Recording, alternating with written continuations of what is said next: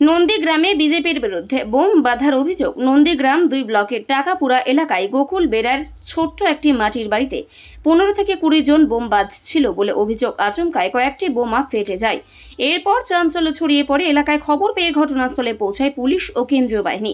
তবে আহত 3 জনকে তড়িঘড়ি এলাকা থেকে বের করে কোনো এক হাসপাতাল বা চিকিৎসা কেন্দ্রে নিয়ে যাওয়া হয়েছে। তার কোনো খোঁজ পাওয়া যায়নি। তৃণমূলের অভিযোগ, এলাকায় অশান্তি পাকানোর জন্য বিজেপির লোকেরা বোমা বানাচ্ছিল। অভিযোগ অস্বীকার করে বিজেপি। নম্বর গ্রাম পঞ্চায়েতের অন্তর্ভুক্ত। তো স্বাভাবিক কারণে আমরা একটা সময় শুনলাম যে ওইখানে নাকি কিছু মানুষ জড়ো হয়ে তারা বোম তৈরি করছিলেন এবং সেই বোম ব্লাস্ট হয়েছেন। তো সেটা প্রশাসনের ব্যাপার। আমাদের সিআরপিএফ, আমাদের পুলিশ প্রশাসন, রাজ্য পুলিশ প্রশাসন এবং কেন্দ্রীয় সিআরপিএফ বাহিনীও আছেন। ওনারা এসছেন, এলাকা ঘিরে রেখেছেন। এসপি সাহেব এসছিলেন বলে শুনেছি। ওনারা তদন্ত করছেন। তদন্ত সাপেক্ষে আমি বলবো যে পূর্ব মেদিনীপুরের এই নন্দীগ্রাম বিধানসভা এলাকা একটা খুব পরিস্থিতি খুব উদ্বেগজনক আছে। আমরা চাই না কোনো রকমভাবে রক্ত ঝরুক এলাকায়।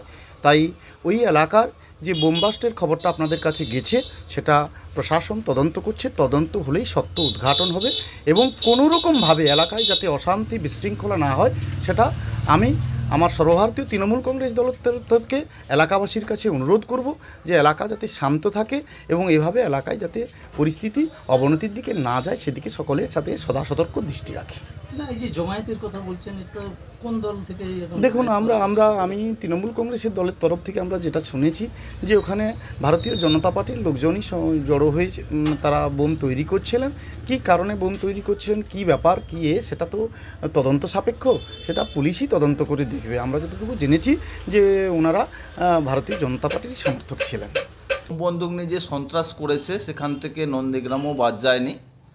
ওখানে কাজীহারের নেতৃত্বে সারা রাত ধরে বোম্বিং করা হয়েছে। আমাদের মহিলা নেত্রী সহসভাপতি মমতা পাত্রের নেতৃত্বে একদল প্রতিনিধি দল কালকে নন্দীগ্রাম থানায় রাত 1টা-1:30 পর্যন্ত ছিল। আইসির কাছে প্রশাসনের সহযোগিতা চেয়েছিল, তাতেও তৃণমূল ক্ষান্ত থাকেনি। তাই ইচ্ছাকৃতভাবে এক বিজেপির কর্মীর বাড়িতে বোম ঢুকিয়ে এই নাটকীয় পরিস্থিতি তৈরি করেছে।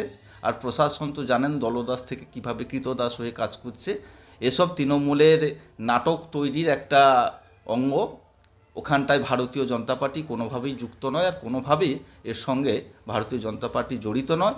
স্যার সেখানেই বলেছিলাম আপনাকে, আর এখানেই বললাম স্যার আমি ওই ঘটনার মধ্যে আমি কিছুই জানি না।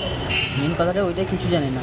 আমি বাইরে কাজ করতে যাই, বাবা মা আমার স্ত্রী আমার 2টো মেয়ে সবাই বাড়িতে আছে। আমি বাড়িতে থাকি না। কম বেশিরভাগ পুজো হলে আমি বাড়িতে আসি, পুজো হলে বাড়িতে আসি। এই প্রায় তোমার 2.5 মাস হতে গেল আমি বাড়িতে, আমার পুজো ছিল, পুজোতে এসেছি। গতকালের ঘটনা কি হয়েছে তুমি জানো না? ঘটনাটা ওটা স্যার জানি না স্যার, কী হয়েছে না হয়েছে ওগুলো কিছু জানি না। তোমার বাড়িতেই তো ঘটনাটা হয়েছে? তার কথা বলতে পারছি না স্যার। তুমি কিভাবে জানলে যে এরকম একটা কেস?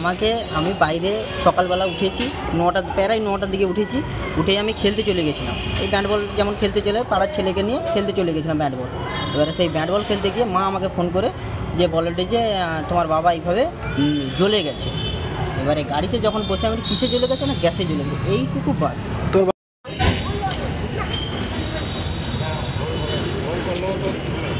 ব্যুরো রিপোর্ট, এখন সংবাদ।